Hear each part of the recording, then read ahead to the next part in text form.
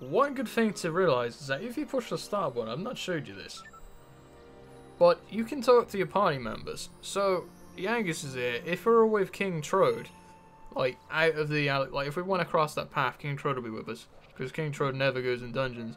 But, obviously you'll see that and stuff, because he's bored as hell.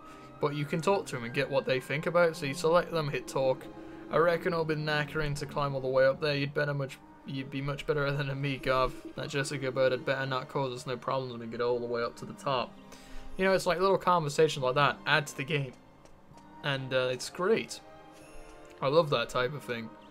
I think that's amazing. So, bubble slimes appear. Oh yeah, these guys are back. I completely forgot about them. One shot. Not one shot. Do they have more health this time around? They may do. Or it's just me not remembering correctly. I'm getting old. By old, I mean 19, which is severely old, apparently. This door is locked. The door is shut tight. It appears to be locked from the inside. Why, if I knew it was locked, why did I bother? Like, I don't know. I probably have to prove that it was actually locked to entice your curiosity. I don't know. But, yeah, the door was locked. Alright, we go down these stairs. Beetle boys. Now, we've faced these before. Some monsters are unique to Alexandria's town. Well, not unique per se, but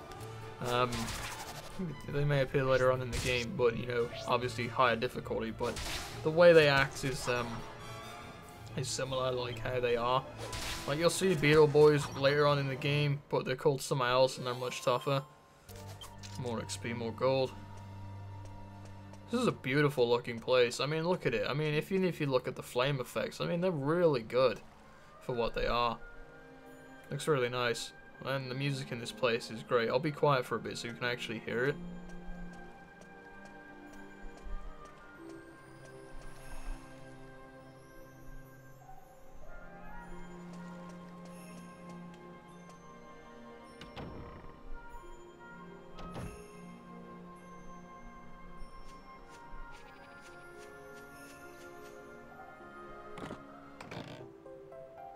Alright, we found a map.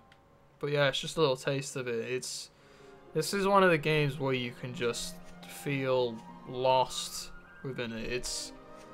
It's just a great game. It's one of the games where you can just play, you forget the time, everything like that, and you just get lost. They're kind of immersed in the experience, which is kind of hard to do because obviously it's within a cel shaded drawn style. You know, the game doesn't look realistic at all, but it's just like one of those games where I don't know, you just play it and you're happy. I mean, it's not like it's a colorful game, obviously, but the music just adds to everything. If you're playing on your own, obviously you wouldn't have to deal with me talking in your ear. But it's one of the games where even if you do watch the entire Let's Play, I would seriously recommend playing the game. I mean, like, to play this game, I would literally buy a bloody PS2 just to play this friggin' game. Alright, this is a new enemy, the frog. Now, he looks normal as hell at the moment, but I'll show you something different. He flips over and does a lot of damage to everyone. Now, the reason why I mentioned me keeping the copper sword was because of that enemy in this particular tower. Of course, if you play this the first time, you wouldn't have a clue what the hell I'm talking about.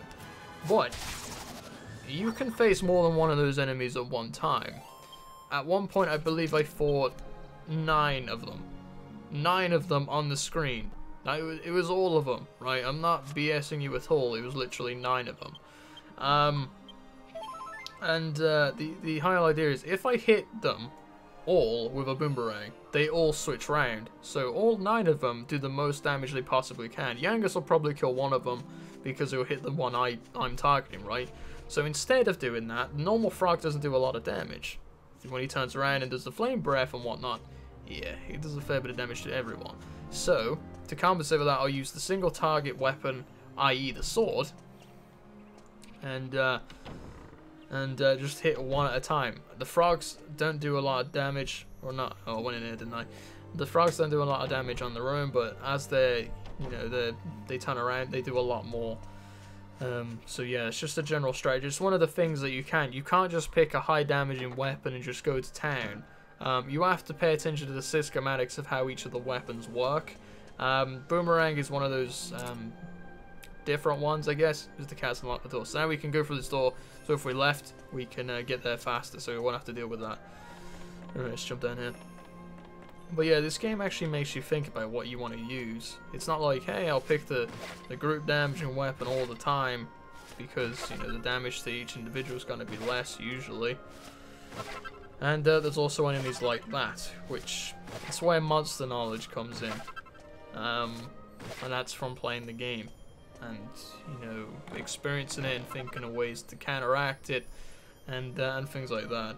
I have not used the seed of anything yet. The reason because of that is because, I mean, I'm going to use seeds of agility, if anything, on Yangus anyway, out of all the party members, but the idea behind them is that I want to leave them for combining first to, you know, because you can do that later on, but it's like I don't want to waste them at this point. They're great, but you can either make their effects stronger or use them in different ways. Like, you can just use them on your character right out the get-go and just go, hey, boom, more agility. But I'm gonna leave it for now. See what my other options are when I do get that option later on in the game, which I can't really tell you about, because, you know. But yeah, that's essentially why I'm not using any of them yet. Alright, so since there's only one of them, it's kind of okay for me to attack all of them, as long as Yangus kills it. Look at him dancing over there. Well, it hit me with a tongue, so at least I want a flame breath. We're gonna knock me over. Nope. Alright, he's gone, so I'm pleased. So now I want to get rid of you. Actually, no I don't. I want to get rid of the fungal first. Fungul. That's how you're supposed to say it.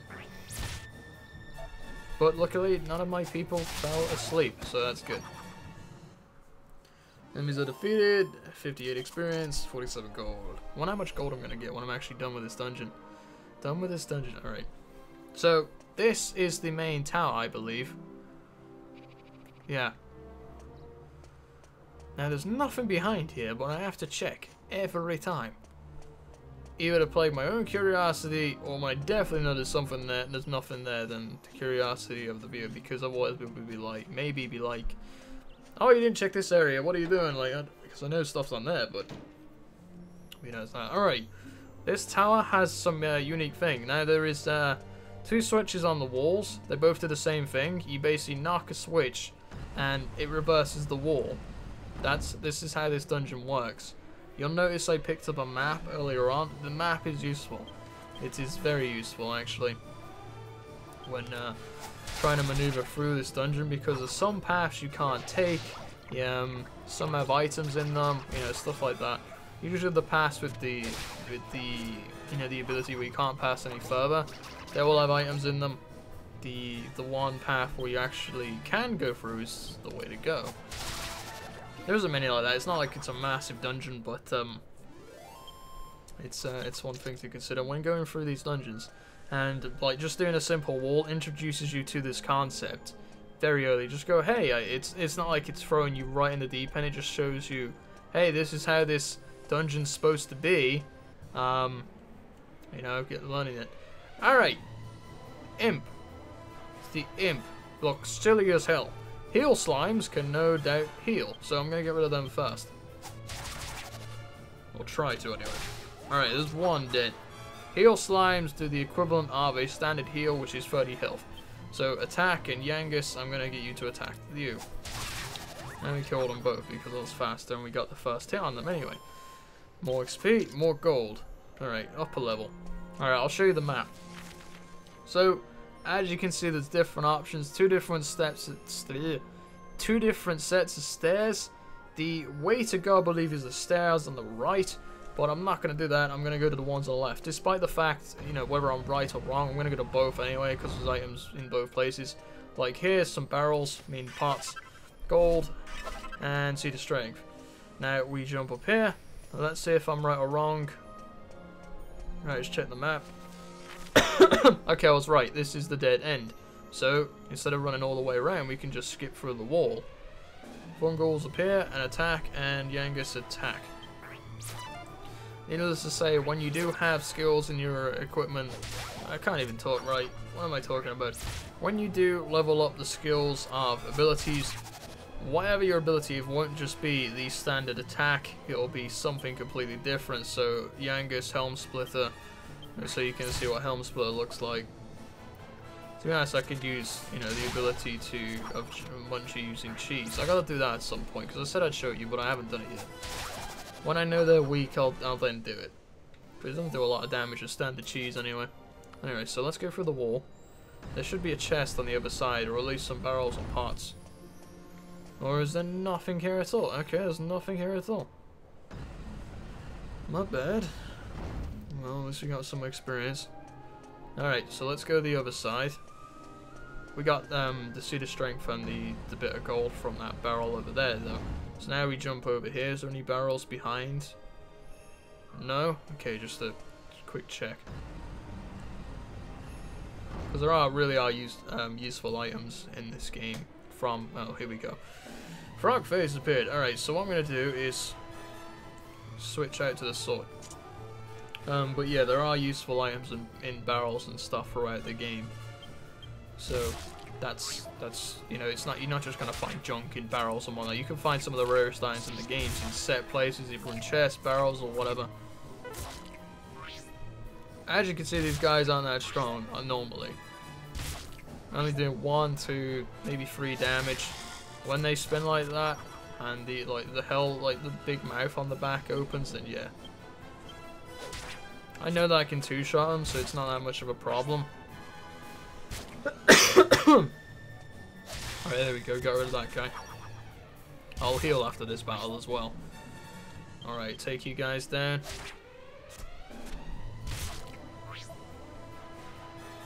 Oh, great fire breath. Maybe I'm not gonna last next time. Alright.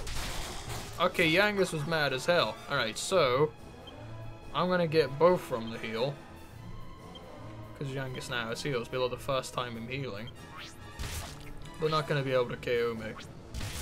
There we go. Alright, now we'll both heal. I'm near enough at full health. Yangus will be at near enough full health. Carrying his invisible axe. Alright, there we go. Let's attack them both. There's the one. And there's Yangus, so he didn't attack me. Great. Alright, it's just one more. So for this, I can switch back to the boomerang. Attack, attack.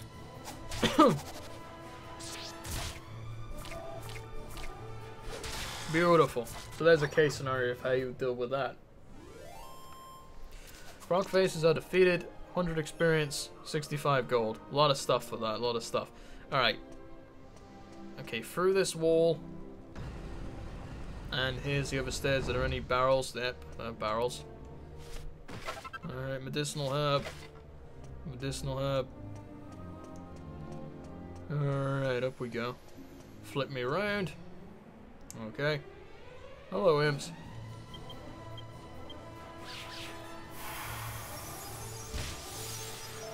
Yeah, the imps do a fair bit. Can't do a lot melee attack wise. Otherwise, yeah. Alright, so I am going to take off the boomerang. Remove. I'm going to use an ability. So, Great Defiant Beard, reduce the damage inflicted by physical. Oh, it's only physical. Okay. So, equip that again. Defend, heal me. Alright, we're on Cloud 9 again. Don't have MP. Imps are the ones I was talking about where they try and cast spells they can't do. Alright, there we go. So they'll like try and do Kafwak or Kafrizzle or whatever. Anything with Ka in front of its name, they'll more likely try and cast. They don't have the mana to do it. And it actually tells you that in the family description. I'll show you that quickly actually. Not the imp specific one, but by monsters. Let's just pick the Bodkin Archer. You see it, diminutive but resourceful monsters. Upon encountering an enemy, they keep the distance and let fly with long range bow and arrow attacks. Stuff like that. Let me find the fencing fox. These foppish fiends leave foes floundering with their flamboyant foil work. Could you say F anymore? When not showing off their skill with a sword, they like to demonstrate their dazzling dancing. You know, it gives you some indication of how they play as well, which is good. Which is good. Is that a little bit of information? It's very useful. As I said, this game is all about giving you the information required to beat the game. Not that the game is massively hard, but it's these little hints and tips which help you out. Obviously, okay, so you can see here on the map we have a reversible wall. It doesn't go anywhere, so we could just run all the way around to do this. But I'm not going to because there's a chest in there. So we're going to go do that. And I believe there's also barrels and whatnot on the other side. So let's go through here. Right. Now there's a pot here, so I'm going to break that. Enemies are too stunned to move. Beautiful. Get rid of the imp first, because that cold breath damages you a lot. That's the only real skill they can actually use. I believe heal slimes are fast, so they may actually heal the other imp. If you can't cast Thwack, don't even try it, buddy. Yeah. Alright, there we go. One more heal slime left. And he did. More gold. How much gold do we have? 495. Antidote herb. And have a guess what's in here. I already know, and I've already told you. Scale shield. That's why I only bought one. Alright, so let me go ahead and grab these and give it to the hero. Alright, so his defense is now 41. A lot higher than Yangus's, but as I mentioned before, he takes priority over Yangus because he's first in line of the party, so he's more likely to get hit. I like that. If you noticed in this place, you see light streaming down and whatnot. Oh wait, hang on. Oh, if they're too stunned to move, I might as well just hit all of them.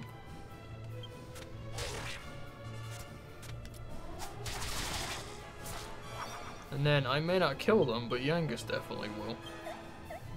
You can't do kaboom either. If he could, that would be massively overpowered. Alright, now Yangus should kill one. When he moves. There we go. That worked out well for me. Glad he attacked first. Alright, there we go. The enemies are defeated. Level 10, baby. Level 10. 6 points. Please allocate. Alright. 20. Becomes an Iron Woodsman. Learns Hatchet Man. Hatchet Man is like a 50% chance to crit, 50% chance to hit. There's an upgradable version later on. It's called Executioner. It is a 100% chance to crit, but only 50% chance to land that hit.